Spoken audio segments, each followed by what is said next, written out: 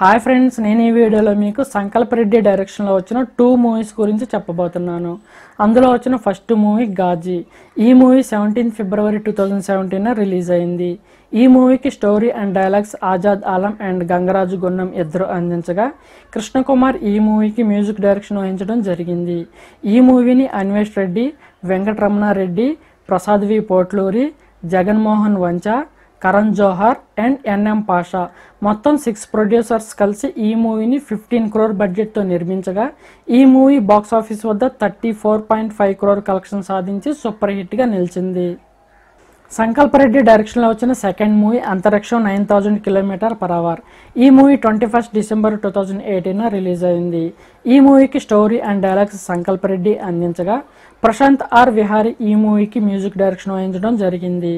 ఈ మూవీని Saibaba Jagarlamudi, Radhakrishna Jagarlamudi and why Rajiv Reddy ముగ్గురు కలిసి 25 crore బడ్జెట్తో ఈ మూవీని నిర్మించగా, బాక్సాఫీస్ వద్ద ఈ మూవీ 30 crore కలెక్షన్ సాధించి యావరేజ్గా నిలిచింది.